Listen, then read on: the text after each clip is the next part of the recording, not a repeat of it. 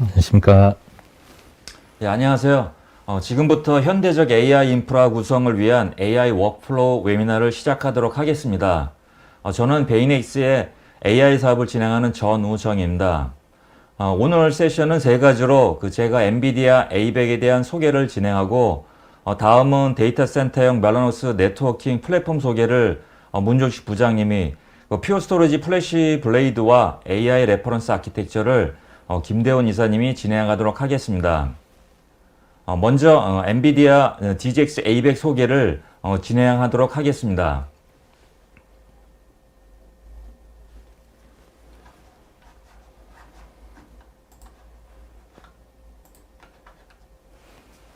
엔비디아는 게이밍에서 사용하는 지포스부터 전문 그래픽에 필요한 쿼드로와 고속의 연산에 필요한 데이터 센터 GPU, 그리고 인베디드나 또는 로봇 같은 장비에 들어가는 테그라라는 산업 전반에 걸친 GPU를 개발하는 회사입니다.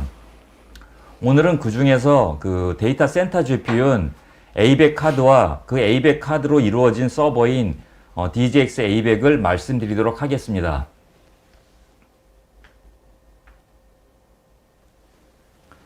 AI와 데이터 센터 과학은 현대 비즈니스에서 주요 요소가 되어가고 있습니다. 소매 분야에서는 이제 개인화된 추천 서비스는 필수처럼 여겨지고 있고, 금융 쪽에서도 AI 기반 체포 서비스로 이상거래 탐지와 각종 금융사고를 예방하는 데 사용되고 있습니다. 또한 통신 분야에서도 SDSN 기반의 효율적인 운영과 사이버 보안에 AI가 활용되고 있고요. 이 광고 쪽에서도 특정 상품을 검색한 사용자별로 이 맞춤화된 광고를 노출함으로써 이 광고 효율을 높이는 데 집중하고 있습니다. 이외에도 헬스케어나 제조 분야, 또 자동차 분야의 자율주행 등 AI는 전 산업 분야에 활발히 활용되고 있습니다.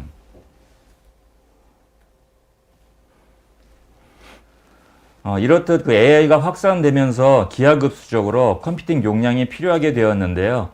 AI의 모델의 발전에 따라 연산량이 굉장히 많이 늘었고요.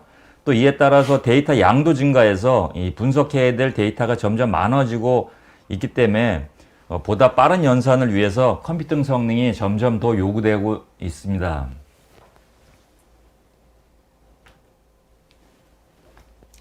이렇게 증가하는 컴퓨터 성능을 담당하기 위해 이전 세대 대비 약 한 20배 정도의 성능 향상과 훈련과 추론에 모두 사용할 수 있는 새로운 차원의 GPU를 엔비디아에서 개발하였는데요. 그래서 나온 카드가 GPU가 바로 엔비디아 A100이라는 100입니다. 메인보드에 온보드 형태로 장착되는 A100 XXM 타입하고 PCI 4.0 인터페이스를 활용하는 화면에 위에 보시는 카드 형태의 A100 PCI 두 가지 형태로 제공되는데요. 성능은 PCI 타입보다는 XXM 타입이 조금 더 강력합니다. 전체 카드 성능은 이전 세대인 볼타 대비 훈련이나 추론에서 약 20배 정도의 성능 향상이 있었습니다. DGX A100 서버는 이러한 A100 XXM 카드 8장을 장착하여 AI를 위한 고성능 컴퓨팅 파워를 제공하고 있습니다. A100의 주요 특징은 5가지로 요약할 수 있습니다. 먼저 7나노 공정의 암페어 칩을 사용했다는 것과, 두 번째로는 볼타에서 처음 텐서코어가 나왔는데요. 이 인공지능에 특화된 이 텐서코어를 볼타, 튜링, 암페어를 거쳐서 TF30이라는 새로운 데이터 타입을 도입하여 기존보다 굉장히 대폭적인 성능 향상이 있었다는 부분입니다. 그리고 스파시티 가속화 부분은 0이나 또는 0에 근접한 행렬값을 하드웨어적으로 연산해서 제외해가지고 2배의 성능 향상을 이루었다는 것과요. 그 다음에 이 암페어에서 가장 특징적이라는 부분 중에 하나가 GPU를 분할하는 기능인데요. 하나의 GPU를 최대 7개까지 분할해서 사용할 수 있는 기능인 MIG 기능을 암페어부터 도입을 하기 시작했습니다. 그리고 마지막으로 지금 여기도 마찬가지로 NV링크가 세 번째 나오면서 성능 향상이 있었는데요. 기존 그 NV 링크가 그 볼타보다 2배 많은 그 12개의 NV 링크와 양방향 600G의 속도로 PCI 젠4보다 약 한 10배 정도의 이상의 성능으로 전송 속도를 낼 수 있습니다.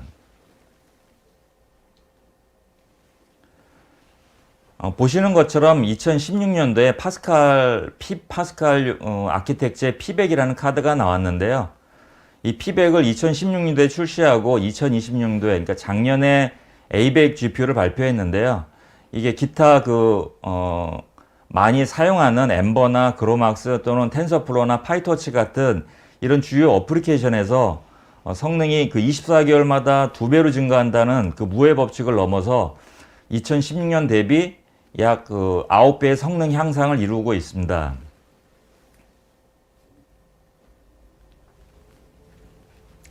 좀 전에 말씀드렸던 DGX A100 서버입니다. XXN 타입의 그 A100 카드를 8장을 장착한 서버인데요. DGX A100의 전체 성능은 5테라플롭스입니다. 이외에 그 최적의 시스템 통신을 위해서 GPU를 갖다가 그 GPU 간에는 NV 스위치로 연결을 하였고요. GPU 서버와 서버끼리 통신을 하기 위해서 200G 인피니밴드 카드를 장착한 서버입니다.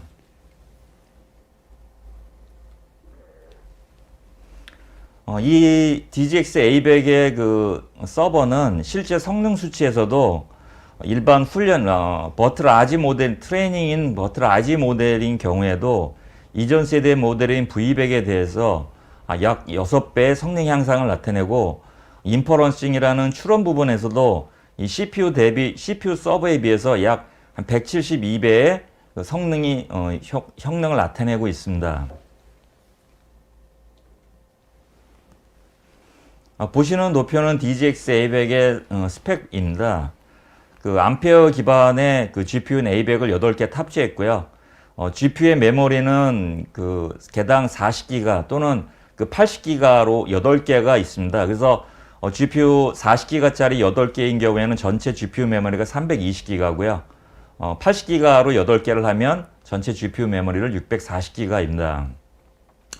GPU끼리는 그 멀티 GPU 트레이닝 같은 경우에 통신을 해야 되는데요. GPU 간에는 PCI 방식이 아닌 NV 링크와 NV 스위치로 연결되어 있습니다. 그래서 성능은 말씀드렸듯이 훈련에서는 5페타플롭스가 나오고요. 추론 성능에서는 10페타플롭스를 나타내고 있습니다. 또한 그 네트워킹 부분은 그 10개 인피니밴드 포트가 있어서요.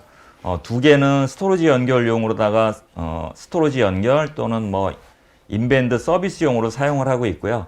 8개 인피니밴드 카드는 DGX 서버 간 통신을 위해서 사용을 합니다.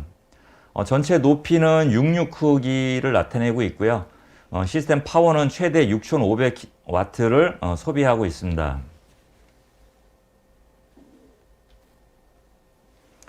DGX A100의 내부 구조입니다. 그 GPU 간 통신 작업 최적화를 위해서 그 8개의 GPU가 하단에 보이시는 NV 스위치로 연결이 되어 있습니다. 그래서 보시는 것처럼 GPU 0번에서 GPU 1번 간에 통신을 할 때는 기존 그 PCI 카드 같은 경우는 PCI 인터페이스를 통했는데요. 현재 보시는 것처럼 NV 스위치를 통해서 연결을 하고 있습니다. 또 만약에 외부로 통신을 하기 위해서는 그 200G 인피니밴드 카드를 통하고 있습니다. 그래서 GPU 하나가 인피니밴드 카드 하나를 통해서 8개 인피니밴드 카드와 8개의 GPU가 연결이 되어 있어서 최적의 통신을 할 수 있습니다. 그래서 전체적으로 GPU 내부 간 또는 GPU 서버 간의 그 통신에 있어서 병목을 없앤 서버입니다. 보시는 화면은 그 시스템 뒷면의 네트워크 연결 부분입니다. 그래서 그 시스템 간 GPU 고속통신으로 해서 8개의 200G 그 컴퓨터 패브릭이 있고요. 데이터를 공급받기 위한 스토리지 장비의 통신을 위한 스토리지 패브릭, 그 다음에 관리 및 서비스를 위한 그 인밴드 관리 부분이 있고요. 그 다음에 BMC로다가 하드웨어 관리를 위한 아웃 오브 밴드 네트워크가 있습니다. 그 하나의 DGX A100 서버 성능도 대단한데요. 이런 그 고속의 네트워크를 연결하고 DGX A100 4대를 쌓아 올려서 하나의 렉으로 구성할 수도 있습니다. 이 렉을 2개 연결해서 8노드로 DGX 파드를 구성하면 최대 그 40 페타플롭스라는 AI 성능을 나타낼 수 있습니다. 즉 DGX 파드 렉 하나 또는 2개로 그 최첨단 AI 데이터 센터를 만들 수가 있습니다. 만약 그 DGX A100 4개 노드에 그 렉당 4개씩 배치할 경우 그 16개의 DGX A100 그 성능을 나타내기 위해서 이 왼쪽에 보이시는 그 CPU 서버로 대응했을 때는 그 렉당 16개의 CPU 노드를 장착한 22개의 렉, 즉 한 350대의 CPU 서버와 맞먹는 성능을 나타내고 있습니다. 이렇게 하는 경우에 이제 비용이 그 화면의 하단에 보이시는 것처럼 DGX로 했을 때는 3.3밀리언, CPU 서버로 했을 때는 한 23밀리언으로다가 엔비디아 쪽이 약 한 7분의 1 정도의 비용으로 사용하고요. 이 전력 소비량은 3분의 1 정도에 할 수가 있습니다.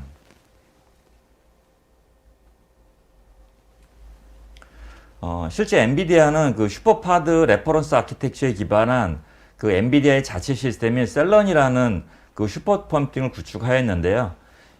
이 셀런은 탑500 컴퓨팅 리스트에서 7위에 있고요. 그린 500이라는 그 전기를 얼마나 그 적게 사용하는 전기 사용 대비 성능에 있어서 그린 500이라는 슈퍼컴퓨팅에서는 2위에 랭크되어 있습니다. 이 셀런을 갖고 엔비디아는 그 대규모 언어 모델링을 비롯한 그 자율주행 자동차 또는 차세대 그래픽 렌더링과 같은 분야에 활용하고 있습니다.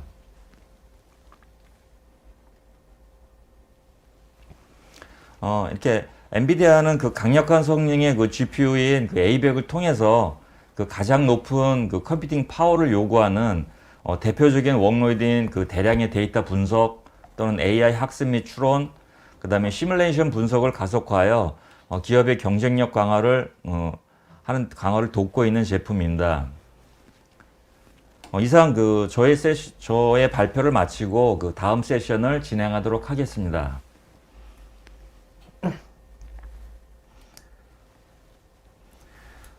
안녕하십니까. 이번 세션에서는 데이터 센터용 멜라녹스 네트워킹 플랫폼에 대해서 소개해 드리겠습니다.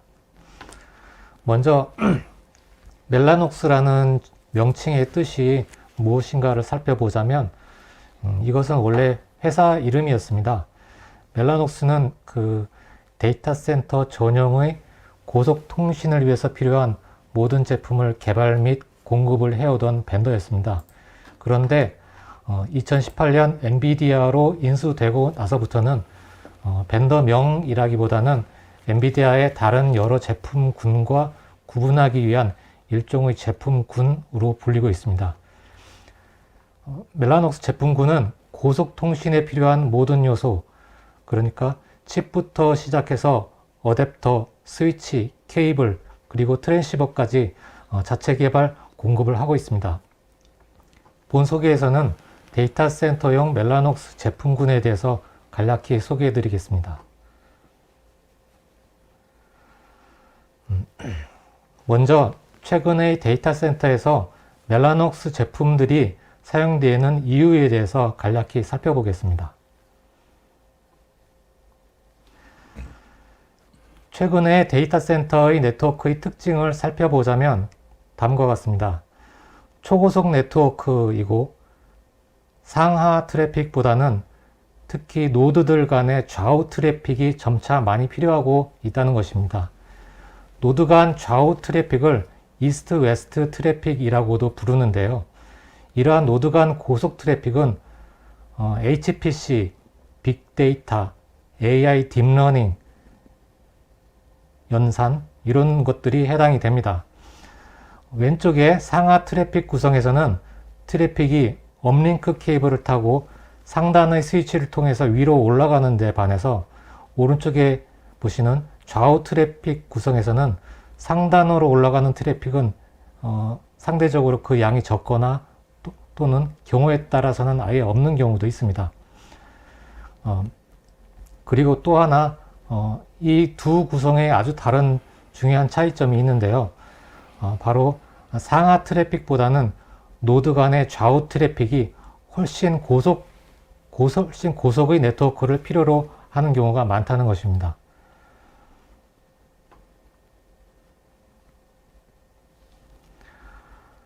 멜라녹스는 이러한 고속 네트워킹에 아주 적합한 제품을 공급하고 있습니다. 멜라녹스 제품군은 전체적으로 타 네트워크 벤더들에 비해서 선도적인 고성능 제품을 출시하고 있으며 지속적으로 기술을 주도하고 있습니다. 이러한 고속 네트워킹 영역에서 독보적인 위치가 바로 최근에 데이터 센터에서 멜라녹스 제품군이 주로 사용되는 주된 이유라고 할 수 있겠습니다.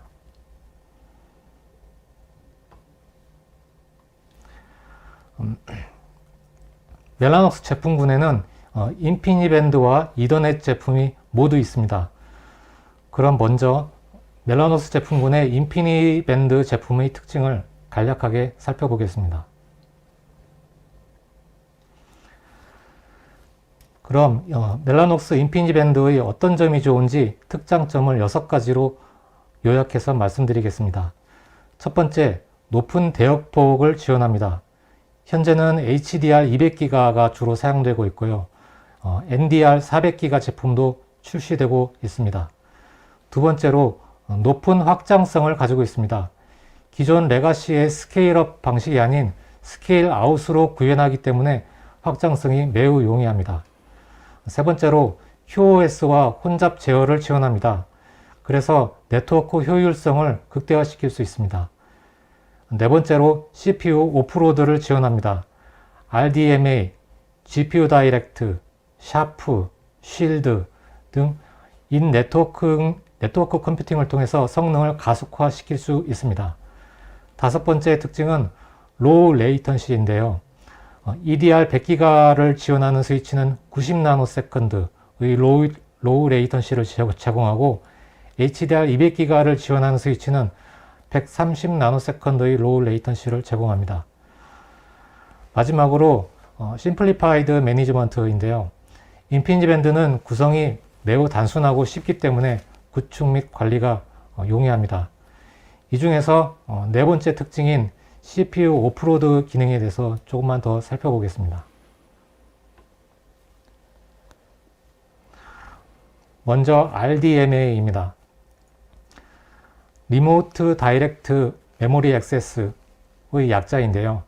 어플리케이션 간의 데이터를 주고받을 때 OS를 거쳐서 몇 번의 카피 앤 페이스트를 통해서 데이터를 전송하게 되는데요. RDMA를 사용하게 되면 OS, 즉 CPU의 개입 없이 메모리 카드를 통해서 데이터를 주고받을 수 있는 기술입니다. CPU 오프로드를 통해서 CPU의 성능을 효율적이고 극대화해서 사용할 수가 있습니다. RDMA는 인피니밴드의 디폴트로 제공하는 기능이 되겠습니다. 이어서 GPU 다이렉트 RDMA에 대해서 설명드리겠습니다. GPU 다이렉트 RDMA는 앞서 말씀드린 RDMA 기술을 GPU에 접목시켰다고 보시면 될 것 같은데요. 이건 역시 CPU의 개입 없이 GPU와 엔비디아 멜라녹스 니카드를 통해서 데이터를 전송함으로써 레이턴시나 스루풋의 성능을 향상시킬 수 있습니다. 보시는 표와 같이 GPU 다이렉트를 적용했을 때와 안 했을 때의 차이는 레이턴시는 10배, 스루풋은 9배에서 11배까지 성능 차이가 있는 것을 볼 수 있습니다. 이러한 기능들은 근래에 많은 각광을 받고 있는 AI 딥러닝 시스템을 대규모로 구축할 때 활용되고 있는 기술입니다. 그럼 이제 서버에서 통신을 할 때에는 이러한 인피니밴드를 어떤 방식으로 사용하는지 궁금해지는데요. 이제 서버에서 통신하는 방법을 간략하게 살펴보겠습니다. 단 여기서는 이제 GPU 메모리를 액세스하는 고급 통신 방법은 내용이 어려워서 생략을 하겠습니다. 여기서는 일반적인 통신 방법을 소개해 드리겠습니다. 인피니밴드로 통신하는 일반적인 방법을 간략하게 살펴보자면 크게 두 가지 방법으로 통신할 수 있는데요. 첫 번째 방법은 기존에 알고 계시는 이제 이더넷 통신 방법과 매우 유사한 방법입니다. PC 오버 인피니밴드, 아니 IP o IB라는 방식이 있는데요. IP 주소를 인피니밴드 포트인 IB0, IB1 등에 넣고서 IP로 통신하는 방법입니다. 이 방법은 기존의 니카드에서 IP를 주고 통신하는 방법에 익숙한 서버 엔지니어들에게 매우 익숙한 방법이므로 많이 쓰였습니다. 두 번째 통신 방법으로는 인피니밴드 고유의 방식인 로컬 ID 주소라는 것을 사용해서 통신하는 방법이 있습니다. 이 로컬 ID, 소위 LID라는 것은 서브넷 매니저라는 기능이 실행되고 있는 인피니밴드 스위치가 할당해 주는 주소인데요. 서버에서는 상대방 서버의 어댑터 포트의 LID 주소를 알면은 통신을 할 수가 있습니다. 이론적인 사용 방법은 이 정도로만 간략하게 소개하고 이후로는 하드웨어적인 부분을 설명드리겠습니다.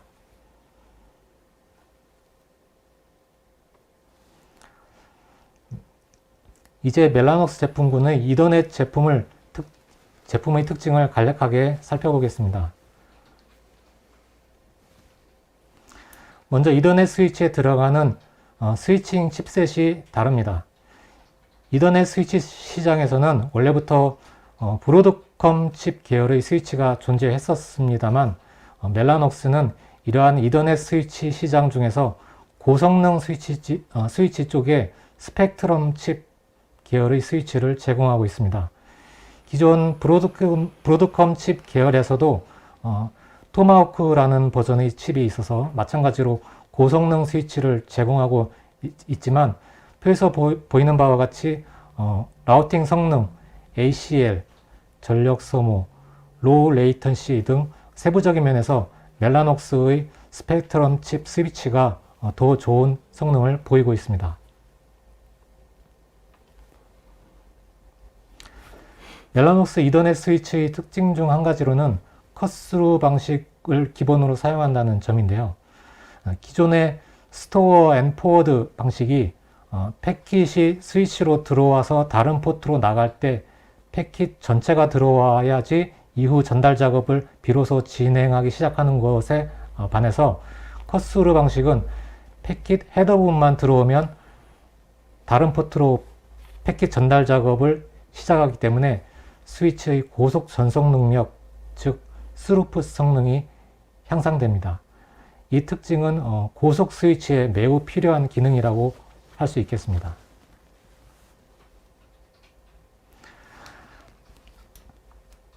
또한 멜라녹스 이더넷 스위치는 ROCE, 즉 RDMA 오버 컨버지드 이더넷을 지원함으로써 이더넷 스위치에서도 RDMA의 기능을 사용해서 CPU 오프로드 트래픽을 전달할 수 있도록 지원합니다.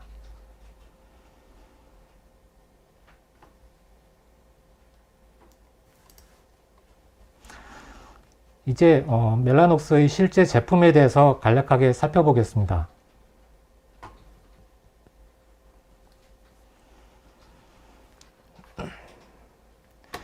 멜라녹스가 네트워크의 어떤 부분에서 쓰이는지 알아보려면 이 그림을 보면 아실 수가 있습니다.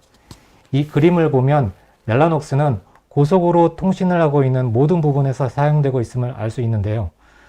서버의 어댑터부터 시작해서 케이블을 거쳐서 스위치를 지나고 다시 케이블을 거쳐서 맞은편 서버나 스토리지의 어댑터까지 통신하는 이 모든 구간에서 멜라녹스는 적합한 제품을 제공하고 있습니다.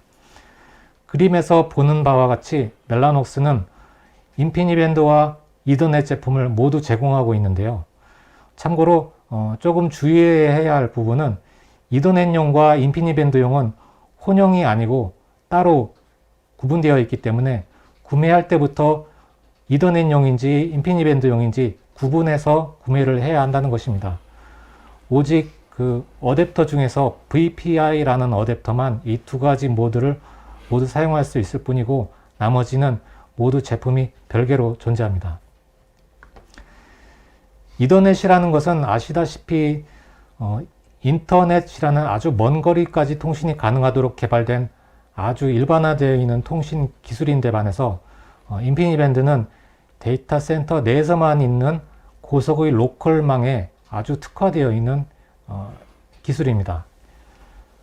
기술적으로는 이더넷은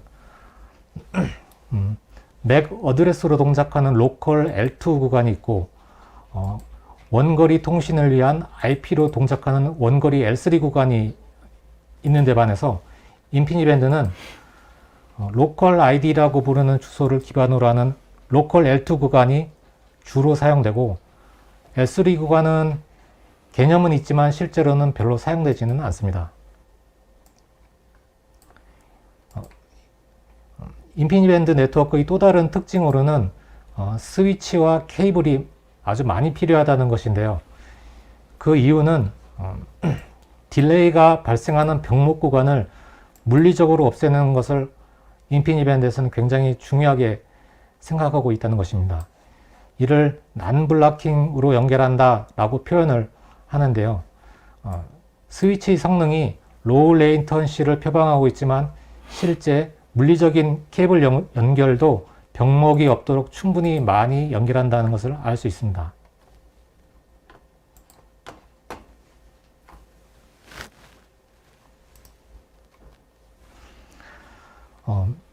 멜라녹스는 애초부터 필요한 고속 네트워킹 칩을 스스로 개발하고 이를 가지고 직접 제품을 만드는 것에 매우 능숙화된 특화된 회사였습니다.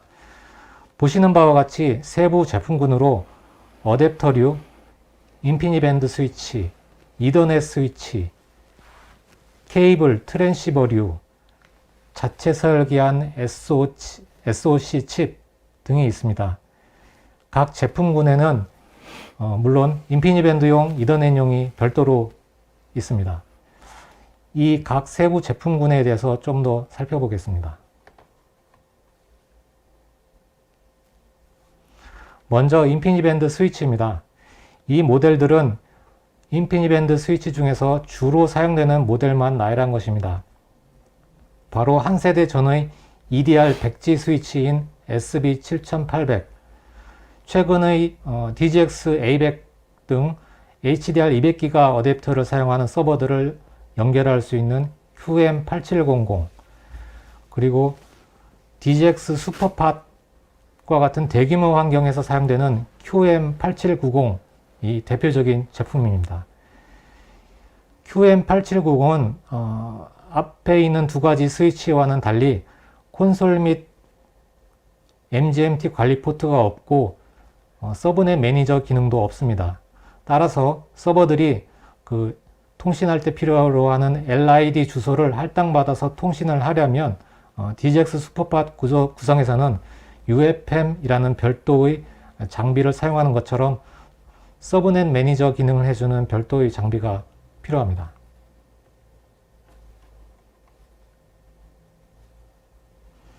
다음은 이더넷 스위치입니다. 이 모델들은 이더넷 스위치 중에서 주로 사용되는 모델만 나열한 건데요.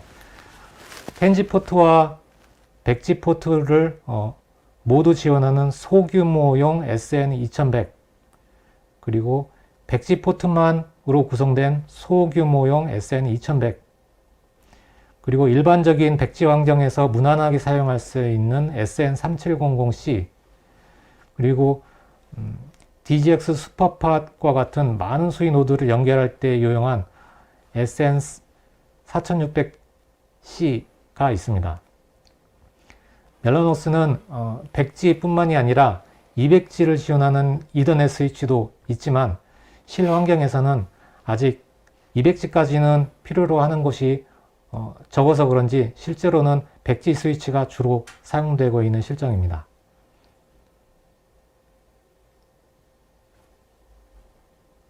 다음은 어댑터입니다. 어댑터는 멜라녹스가 자체 설계한 커넥트 X 칩을 사용한 어댑터를 제공합니다. 현재는 HDR 200G가 지원되는 커넥트 X6 제품까지 나와 있는데요. 커넥트 X 어댑터는 인피니밴드 전용, 이더넷 전용, 그리고 겸용 모두 세 가지가 모두 있습니다. 겸용은 OS에서 명령을 통해서 인피니밴드용 또는 이더넷 모드용인지 모두를 전환해서 사용합니다. 인피니밴드와 이더넷 모드가 동시에 두 가지 모드를 동시에 사용할 수는 없으며 어느 한 순간에는 한 가지 모드로 동작하게 됩니다. 그리고 멜라녹스는 CPU 기능을 할 수 있는 그 ARM 코어를 추가를 해서 SoC 칩, 즉 시스템 온 칩을 개발했는데 이를 블루필드라는 제품명으로 부르고 있습니다. 블루필드 어댑터는 기계적인 단순 작업만 하는 일반 어댑터와는 달리 ARM CPU에서 원하는 기능을 할 수 있도록 프로그래밍을 할 수가 있기 때문에 일반적인 어댑터에서는 할 수 없었던 그러니까 CPU만이 할 수 있었던 L3 기능 등과 같은 고급 기능을 제공할 수가 있습니다.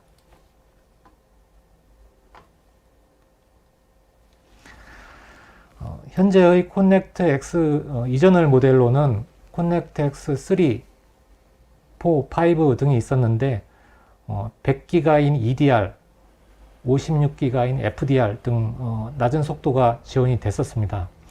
당연한 얘기겠지만 최신의 코넥트 X 어댑터는 과거의 낮은 속도를 모두 지원하지만 반대로 과거 버전의 어댑터는 새로 나온 더 높은 속도를 지원하지는 않습니다.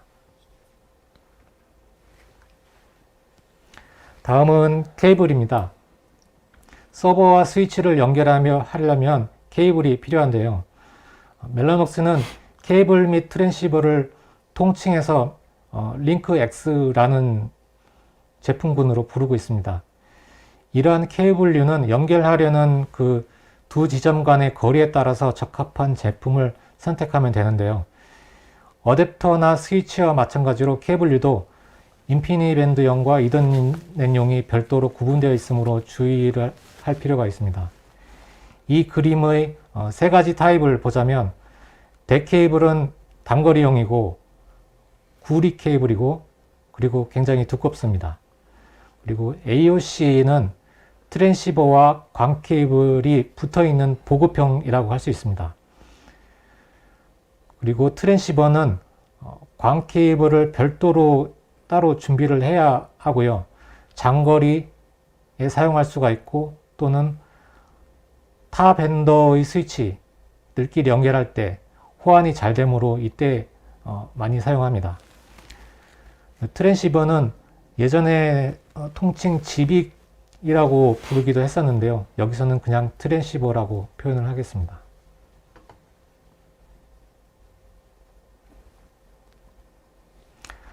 각 케이블은 그림과 같이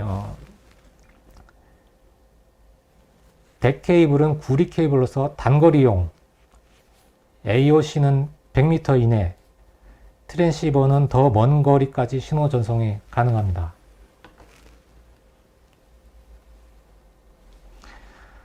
데이터 센터 내에서의 거리로 길이를 가늠을 해보자면 대 케이블은 동일 렉 내에 연결할 때 사용하고요. AOC 케이블은 옆 렉 또는 같은 측에 있는 다른 렉으로 연결할 때 사용할 수가 있고요. 트랜시버는 물론 그 같은 층에서도 사용할 수 있지만 다른 층으로 가거나 옆 건물로 가거나 또는 더 먼 거리까지 사용이 가능합니다.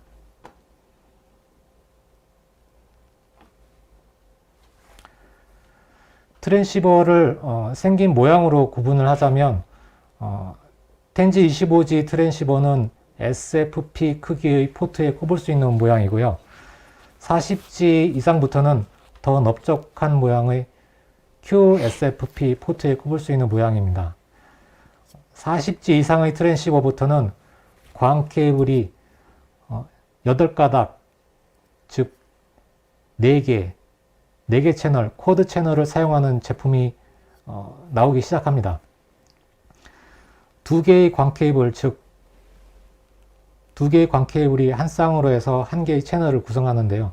2개의 광 케이블, 즉 1개 채널을 사용하는 LC 타입이 있고 8개 관 케이블, 즉 4개 채널을 사용하는 MPO 타입이 있습니다. 트랜시버도 인피니밴드용과 이더넷용이 따로 있는데, 이더넷용은 화면에 보시는 3가지 타입, 10G부터 화면에 보이는 3가지 타입이 모두 있는 반면에, 인피니밴드용은 제일 오른쪽에 있는 QSFP 및 MPO 타입 트랜시버만 있습니다.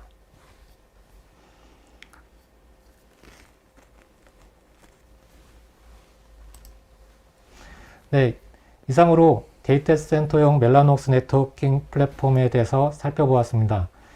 긴 설명 들어주시느라 정말 수고 많으셨습니다. 대단히 감사합니다. 다음은 퓨어 스토리지를 소개해 드리겠습니다. 네, 안녕하세요. 퓨어 스토리지 S를 맡고 있는 베닉스 김대원입니다. 문효식 부장님 덕분에 멜라녹스의 모든 라인업과 디테일한 내용까지 확인할 수 있는 좋은 기회였는데요. 네. 일단 퓨어 스토리지는 고객의 모던 데이터 익스피리언스, 현지적 데이터 경험이라는 메시지를 항상 전달하고 있습니다. 이 메시지는 현지적 데이터 경험을 하기 위해서 간단한 설계와 사용의 간편함을 통해서 사용자가 손쉽게 접근할 수 있는 이런 경험을 제공하고요. 그 다음에 NVMe를 기반으로 해서 고성능 아키텍처를 필요로 하는 만큼의 모든 성능을 제공할 수가 있고요. 그 다음에 스토리지의 데이터를 손쉽게 클라우드로 연동하거나 이동할 수 있는 기능, 그리고 성능 못지않게 중요한 비용이 있죠. 기본적으로 보통 스토리지를 도입하게 되면 매번 용량이나 성능을 위해서 스토리지를 바꾸고 업그레이드, 증설을 하게 되는데요. 퓨어 스토리지 사용하게 되면은 장비를 교체하지 않고 단순히 상위 모델로 온라인 중에 상위 모델을 업그레이드 하거나 용량을 증설해서 총 소요 비용을 크게 낮출 수 있습니다. 퓨어 스토리지의 마켓에서의 위치입니다. 2021년 프라이머리 어레이 스토리지를 보시면요. 플래시 어레이는 8년 동안 계속 리더 자리를 위치하고 있습니다. 플래시 어레이 이제 물론 블럭 스토리지고요. 그리고 이제 플래시 블레이드 파일 오브젝트 스토리지가 있는데요. 올해 처음으로, 기존에는 비저너리 그룹에 속해 있었는데 올해 처음으로 실행력을 좀 더 인정받아서 리더 그룹으로 진출하였습니다. 그래서 기존 블럭 스토리지뿐만 아니라 파일 오브젝트 스토리지도 퓨어 스토리를 통해서 원활하게 시장에 위치하고 있다는 걸 확인할 수 있습니다.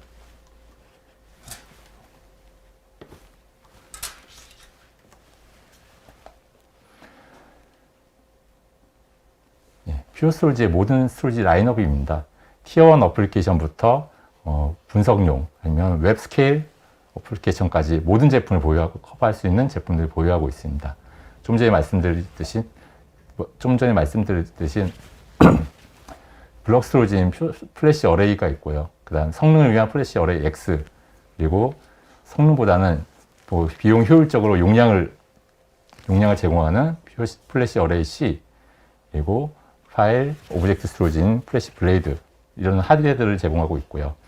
이와는 별도로 클라우드 상에서도 동일한 서비스를 경험할 수 있는 퓨어 클라우드 블럭 스토어도 제공하고 있습니다. 그리고 이번에 새로운 기능들이 새로운 서비스 회사를 인수했는데요. 포트웍스라는 부분을 인수했습니다.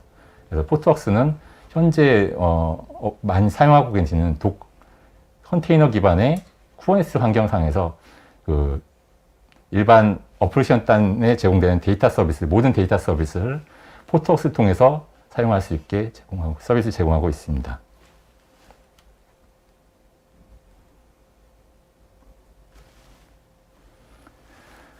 포트웍스는 원래 현재 서비스 플랫폼으로 이제 쿠버네티스 환경이 매우 빠르게 성장하고 있는데요.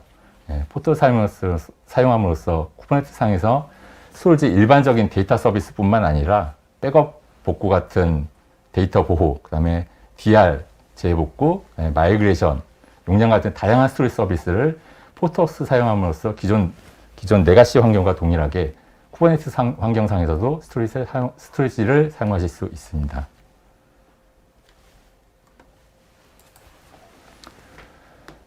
데이터 센터를 운영하다 보면 업무가 계속 늘어나게 되고요. 이에 따라서 서버와 스토리지를 신규로 도입하게 됩니다. 그러면 이제 업무별로 스토리지와 서버가 산지하게 되고요. 이게 사일로화 된다 그러는데, 데이터가 여기저기 분산이 되게 됩니다.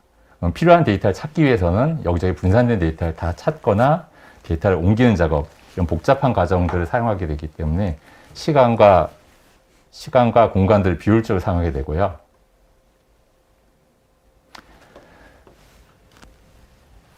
퓨어 스토리지의 플래시 블레이드를 사용함으로써 다양한 데이터에 대해서 단위 플랫폼으로서 단순 저장이 아니고 데이터를 즉시 접근 가능하게 하여서 다양한 환경에서 데이터를 공유하여 즉시 사용할 수 있는 데이터 플랫폼을 구성할 수가 있습니다.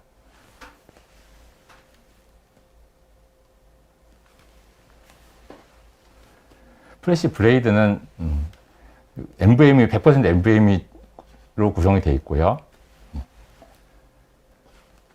그리고 그 초고속 병렬 처리를 기반으로 가상 컨트롤 기반으로 하는 초고속 병렬 I/O 처리를 통해서 2400만 IOPS 그리고 최대 150GB/s의 최고의 성능을 제공할 수 있습니다. 또한 오브젝트 스토리지, 일반 파일 서비스뿐만 아니라 오브젝트 스토리지까지 다양한 프로토콜을 커버하고요.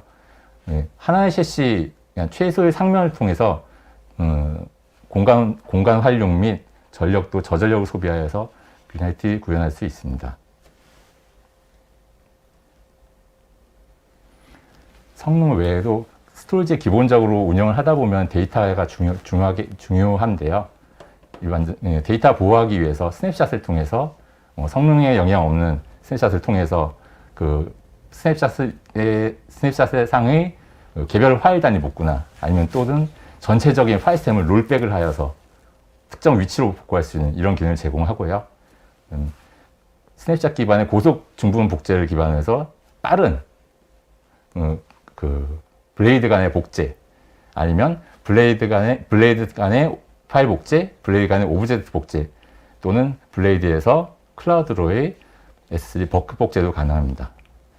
그리고 요즘에 랜섬웨어 한번 걸리게 되면 치명타가 되죠, 기업들. 데이터가 대량으로 소실되고 원복이 거의 불가능한 상태가 됩니다. 그래서 백업 받은 데이터를 붓더라도 장시간에 소요되고요. 근데 세이프 모드란 스냅샷 모드를 제공하여서요. 그 위조 변조가 불가능합니다. 스냅샷을 찍어 놓으면은 그 스냅샷의 변경도 삭제도 불가능합니다. 그래서 뭐 고객과 엔지니어와 이렇게 인증을 공통으로 받아야지 그 스냅샷을 변경하거나 삭제가 가능합니다. 그렇기 때문에 랜섬웨어 걸리더라도 세이프 모드로 스냅샷을 찍어 놓으면은 언제든지 원본 데이터를 변조하지 않는 데이터를 복구를 할 수가 있습니다.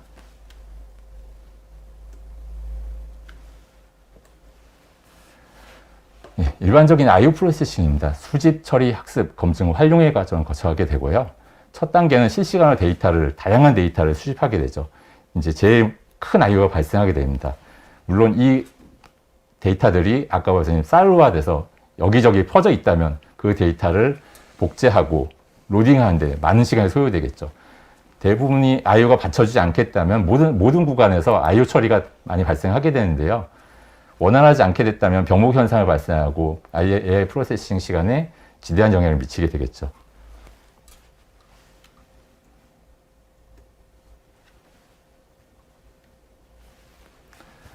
AI 플랫폼을 구성하기 위해서 기반에 대해야 될 기술들입니다.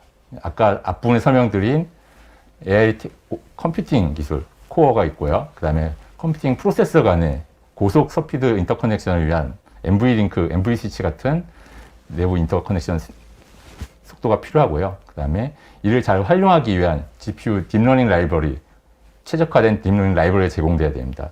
그리고 이 컴퓨팅들이 이루어지기 위해서는요, 내부에서 병렬로 초고속으로 데이터 접근이 가능해야 되고요. 이 아래쪽에 별도로 표시한 부분들이 이제 퓨어 스토리지에서 제공되는 부분들입니다. 위에 이제 엔비디아의 A100과 멜라녹스를 해서 컴퓨팅 노드를 다 구성을 한 다음에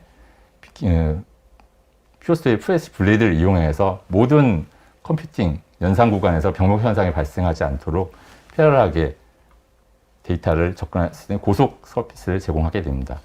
또한 기존 엔비디아 프로덕트와 플래시 블레이드를 함께 구성해서 AI 레디 인프라스트럭처 ARE를 제공합니다.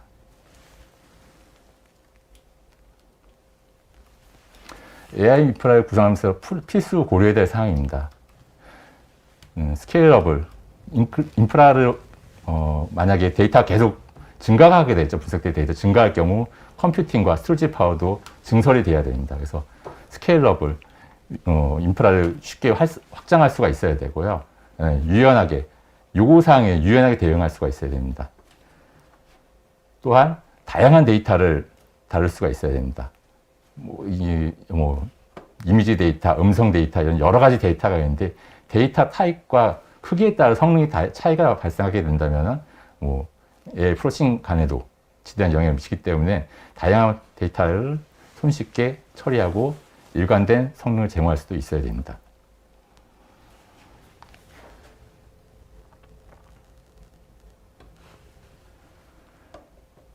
네, 그래서 지금 데이터가 증가함에 따라서 스케일아웃 구조의 인프라, 스케일아웃 확장이 가능한, 온라인 확장이 가능한 인프라를 갖춰야 되고요.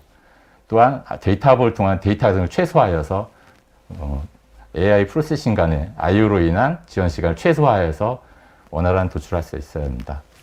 또한 패러럴 접속, 병렬 처리를 통한 초고 성능과 키밸류 데이터 처리를 통해서 수많은 엄청난 대량의 데이터를 처리하더라도 신속하게 접근하고 분석할 수 있어야 합니다.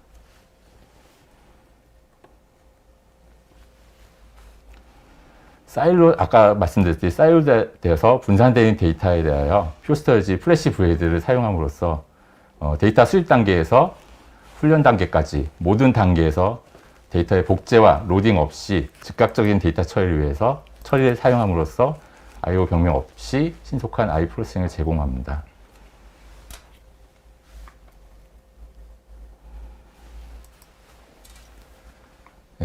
무엇보다 성능이 우선되겠죠. 시간이 돈이고 시간을 줄이기 위해서는 고성능이 필요하고요. 컴퓨팅 노드는 NVIDIA GPU 서버가 있고요. 그 다음에 컴퓨팅 외에 스토리지 서비스를 위해 플래시 블레이드가 있습니다. 이 두 가지 플랫폼을 하나로 만든 것이 역대 최초 AI 레퍼런스 플랫폼인 퓨어 스토리지 AI입니다. AI-led 인프라스트럭처의 약자고요. 그 다음에 AI, 지금 보시면, 이번에 2021년도 AI 브레이크스루 어워드 혁신상을 AI가 수상을 했고요. 여러 가지 분야가 있는데, 이번이 AI 솔루션으로서 상을 받았습니다.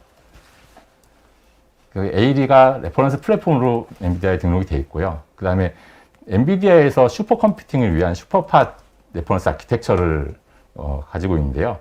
거기에 필요한 스토리지 요구사항들입니다. 40GBps 이상의 밴드위스를 가져야 되고, 그다음에 16GBps 이상의 피크 성능을 가져야 됩니다.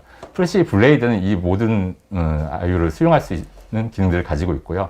슈퍼컴퓨팅 물론 탑 500에 속하는 이런 슈퍼컴퓨팅까지는 아니더라도 슈퍼팟을 이용한 슈퍼컴퓨팅 구성에도 플래시 블레이드를 사용하실 수가 있습니다. AI 미니부터 이제 처음부터 불필요한 컴퓨팅 자원과 스토리지를 이렇게 구매하실 필요는 없고요. 처음부터 최소의 자원, 최소의 컴퓨팅 하나의 컴퓨팅 노드와 퓨어 스토리지를 사용하게 되시면은 필요에 따라서 스토리지와 컴퓨팅 노드를 추가하셔갖고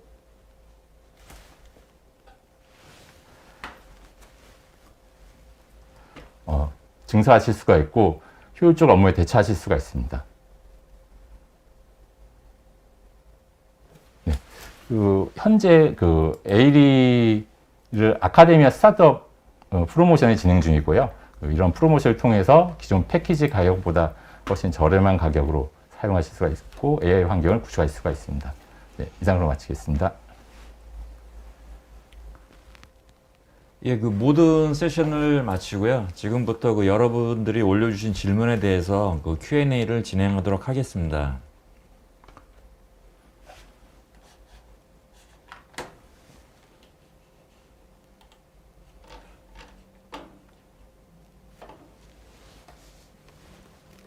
예, 질문이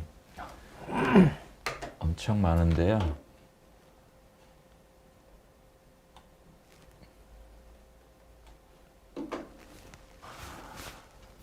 여기서 시간 관계상 뭐 대부분 다 말씀은 못 드릴 것 같고요. 지금 뭐 사무실에서도 일부 지금 답변을 올려주시는 부분이 있고요. 여기서 저희가 뭐 대표적으로 시간이 되는 대로 몇 가지 정도 진행하도록 하겠습니다.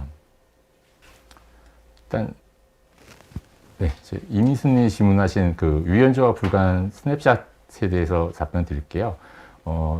스냅샷을 찍으면은 일단 기본적으로 스냅샷 플래시 블레이드에서 플래시 어레이든 플래시 블레이든 스냅샷은 그 ROW 방식으로서 기존의 카피 라이트 할 때 카피하고 라이트하는 이런 방식이 아니라 리다이렉션에서 라이트를 하기 때문에 매우 빠른 속도로 진행이 됩니다. 그리고 스냅샷을 크기를 적고요.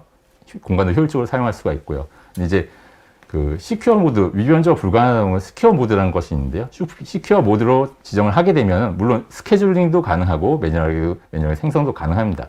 시큐어 모드로 스냅샷을 진행하게 되면은 그 모드로 발생하는 스냅샷은 아무도 삭제할 수가 없습니다. 삭제도 할 수가 없고 변경도 할 수가 없고요. 네. 거기에 이제 그러니까 고객과 엔지니어 퓨어 스토리 인증을 받아야지 그 해당 스토리지의 그 스냅샷의 삭제나 변경이 가능합니다.